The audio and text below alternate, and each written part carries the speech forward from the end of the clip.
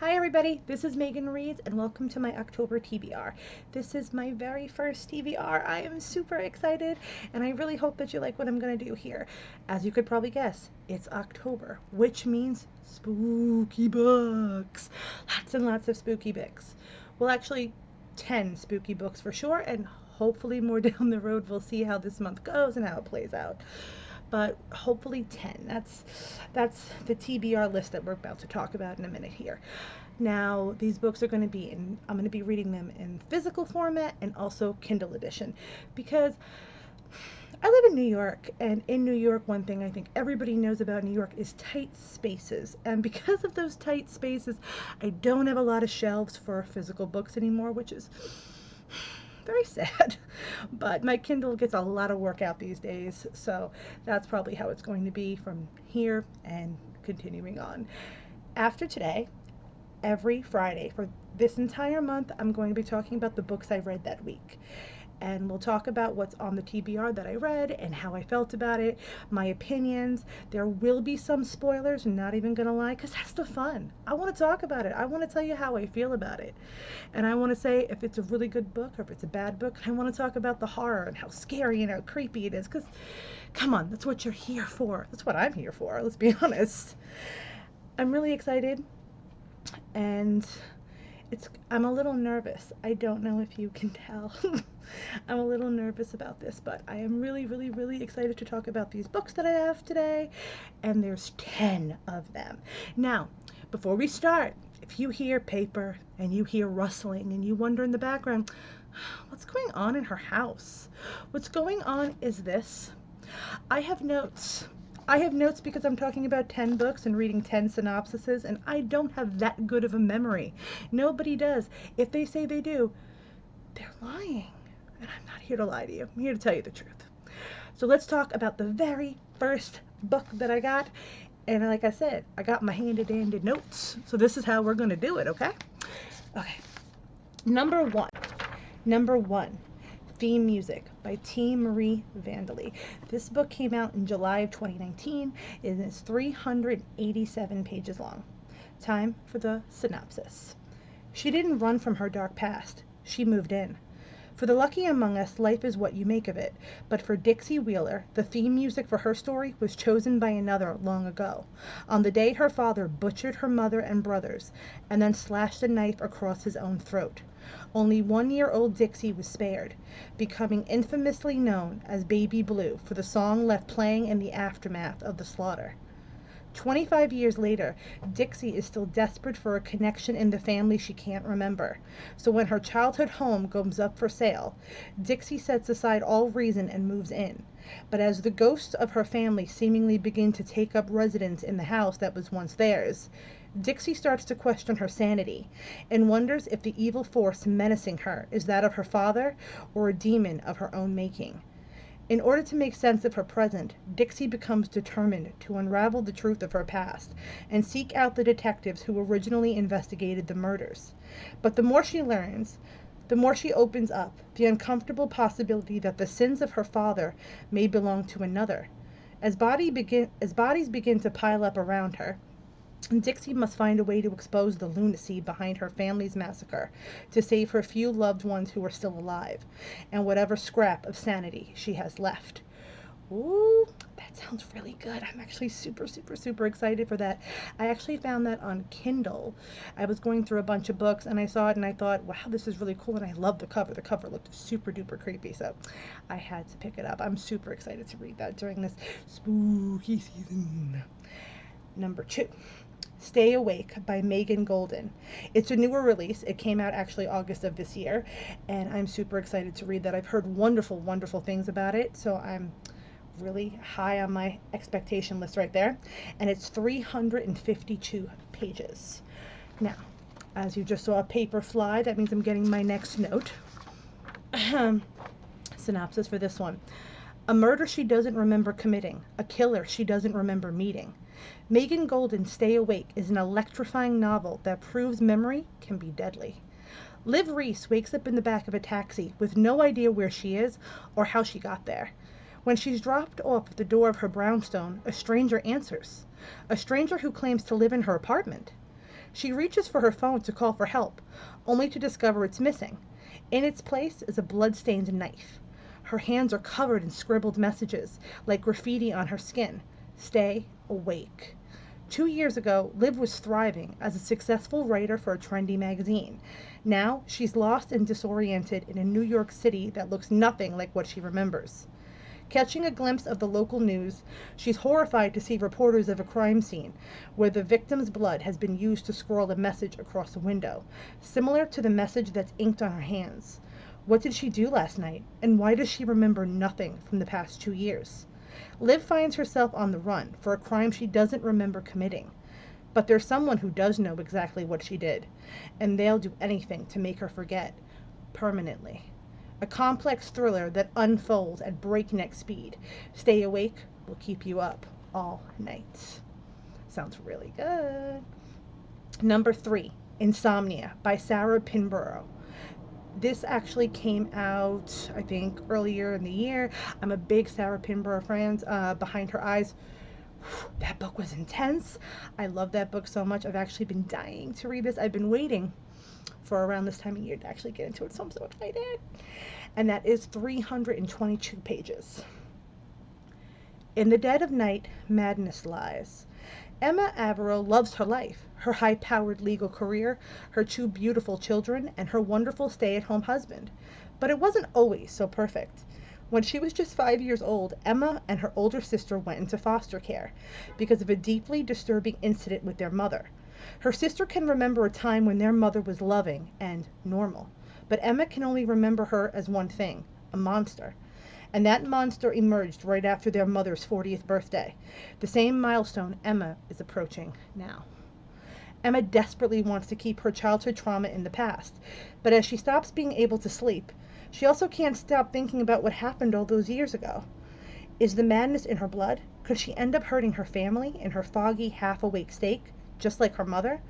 Or is there another explanation for the strange things that keep happening around her? Emma must unravel the dark strands of her past to protect the people she loves or risk losing it all, including her sanity. Sounds good. I'm just going to say that a lot. Everything sounds good because that's why it's on this list for me. I obviously like it. Number 4, Within These Walls by Ania Alburn. I really hope I'm saying that name right. This book came out April of 2015. I was actually in a Barnes & Nobles not too long ago, and I saw this book on a shelf, and the cover just spoke to me. And I was like, must buy. So bought it, read the synopsis, and I was hooked. I love horror. I love creepy, creepy things. So this did it for me, and hopefully it'll do it for you. With his marriage on the rocks and his life in shambles, washed-up true crime writer Lucas Graham is desperate for a comeback. One more shot at the best-selling success he once enjoyed. His chance comes when he's promised exclusive access to death row inmate Jeffrey Halcombe, the notorious cult leader and mass murderer who's ready to break his silence after 30 years, and who contacted Lucas personally from his maximum security cell. With nothing left to lose, Lucas leaves New York City to live and work from the scene of the crime, a split-level farmhouse on a gray, sanded beach in Washington state, whose foundation is steeped in the blood of Halcombe's diviners, runaways who were drawn to this message of family, unity, and unconditional love. There, Lucas sets out to capture the real story of the departed faithful, except that he's not alone. For Jeffrey Halcombe promised his devoted eternal life, and within these walls, they're far from dead. Excited. I keep saying excited. This is going to happen a lot of like excited moments. My eyes are going to get really big at some point. Number 5, Gallows Hill by Darcy Coates. This book came out in March of 2018 and is 464 pages long. Some of these books are going to kill me with the length, but I'm still really, really, really excited. Again, another paper just flies at you, don't it? It's time to come home. The Hull family has owned the Gallows Hill winery for generations. The sprawling old house has long been perched on top of a hill overlooking the nearby town. Jealousy guarding the estate's secrets. Their wines win awards. Their business prospers. Their family thrives. Until you and Maria Hull enter the dark halls of Gallows Hill one last time and are found dead the next morning. People whisper that the curse has awakened once more. It's been more than a decade since Margot Hull last saw her childhood home. She was young enough when she was sent away that she barely remembers its dark passageways and secret comers. But now, secret corners. Comers, wow, sorry about that. Secret corners. But now she's returned to bury her parents and reconnect with the winery that is her family's legacy, and the bloody truth of exactly what lies buried beneath the crumbling estate. Alone in the sprawling, dilapidated building, Margot is forced to come face to face with the horrors of her past and realize that she may be the next victim of a house that never rests. You know what I'm going to say. Ooh, creepy. Every time now. Number 6. Oh, another Darcy Coates. Another Darcy Coates book. I like her. I've read one book from her prior to this list, and it got me real good. It's actually in my best of video, so check that out if you want to see. The Cairo Haunt by Darcy Coates. This came out in 2018 and is 370 pages. The dead are restless here. Remy is a tour guide for Cairo House, a notoriously haunted building. When she's asked to host 7 guests for a long weekend to stay at Cairo's oh my god, I am so sorry, I have to do this again. Remy is a tour guide for Cairo House, a notoriously haunted building. When she's asked to host 7 guests for a week-long stay to research Cairo's phenomena, she hopes to finally experience some of the sightings that made the house famous. At first, it's everything they hoped for.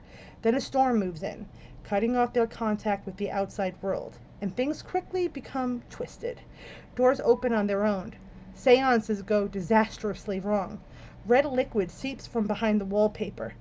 Their spirit medium wanders through the house during the night, seemingly in a trance. Then one of the guests dies under strange circumstances, and Remy is forced to consider the possibility that the ghost of the house's original owner, a twisted serial killer, still walks the halls. But by then, it's too late to escape.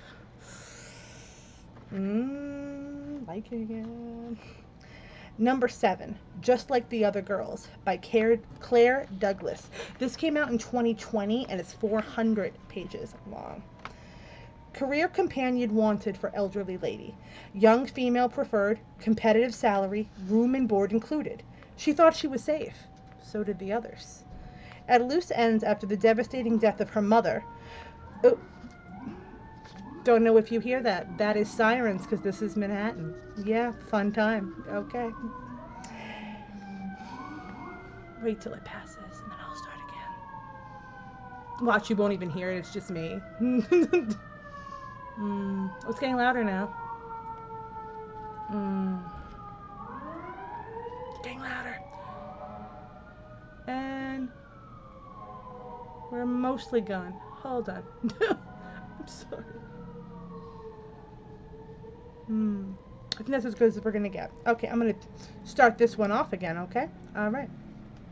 Just Like the Other Girls by Claire Douglas. Career companion wanted for elderly woman. Young female preferred. Competitive salary. Room and board included. She thought she was safe. So did the others. At loose ends after the devastating death of her mother, Una Richardson responds to an advertisement for a ladies' companion, a position that leads her into the wealthy, secluded world of Miss Elsbeth Mackenzie. But Elsbeth's home isn't the comforting haven. It's heaven, it seems. Catherine, her cold and bitter daughter, resents Una's presence. More disturbing is evidence suggesting 2 girls lived here before her. What happened to the young women? Why won't the Mackenzies talk about them? What are they hiding? As the walls begin to close in around her, Una fears she'll end up just like the other girls. 56 Days by Catherine Ryan Howard. This book came out August of 2021 and is 305 pages. I heard about this book during quarantine and I was like, oh, this is a little too close to home, being stuck with somebody. So I'm gonna wait. No one even knew they were together. Now one of them is dead. 56 days ago, Ciara and Oliver met in a supermarket and that's not the word. No. They met in a supermarket. Let's just do that, okay? Okay. They met in a supermarket in Dublin and start dating the same week COVID-19 reaches Irish shores. 35 days ago, when lockdown threatens to keep them apart, Oliver suggests they move in together. Sierra sees a unique opportunity for a relationship to flourish, without the scrutiny of family and friends. Oliver sees a chance to hide who and what he really is. Today, detectives arrive at Oliver's apartment to discover a decomposing body inside.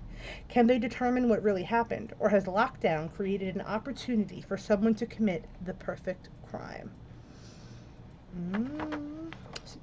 COVID is a scary time, and look, it's still scary. Thought I was done with you, COVID. No, never. Number 9, Remember Me by Amanda Rigby. This came out in 2021 and is 310 pages. A Perfect Life. Paul Henderson leads a normal life. A deputy head teacher at a good school, a loving relationship with girlfriend Jenna, and a baby on the way. Everything seems perfect. A shocking message.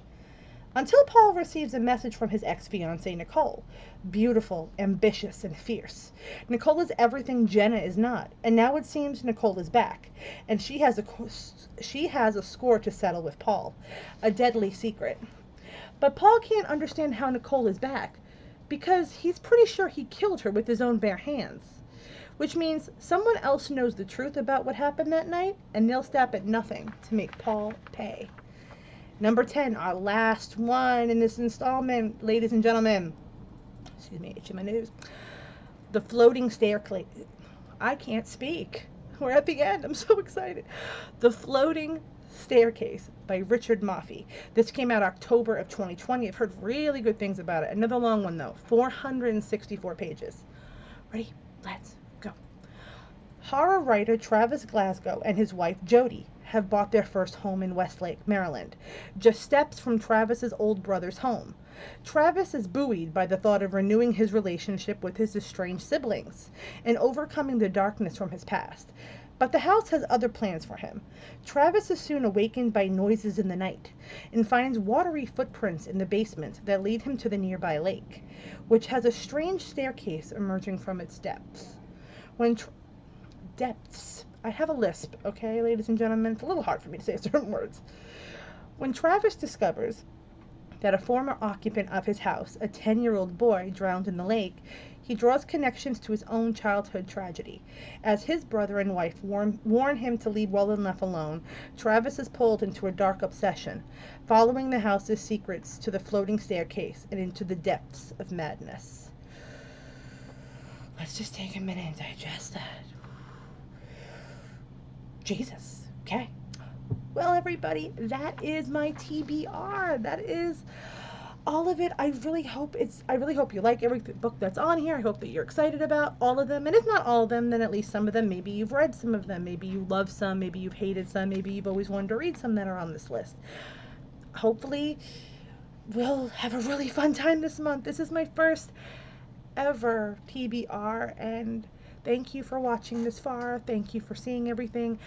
I'm really nervous, and I promise in the next couple months I'll get better at being nervous, but I'm a nervous person, so we'll see how it goes.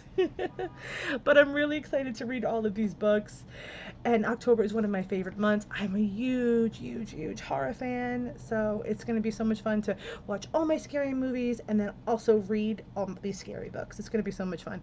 By November 1st, I'm going to be exhausted by it all, probably. No, I'm lying. I won't. I'll still want more horror, because I always do every single year. I never want it to come to an end. The only reason I kind of do is I love Christmas, and you have to get to that. So there's that.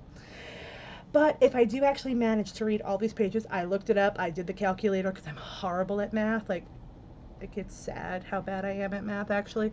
I will have read 3,751 pages by the end of October 31st. Will you all wish me luck? Wish me lots and lots and lots of luck, please. But I'll see you guys next Friday when I talk about all these books I've tackled so far. I'm going to see you guys soon. This is me. I don't even know who I am. This is bad for the TBR. This is Megan Reads, hoping to find you next time happy, healthy, and of course, reading. Bye.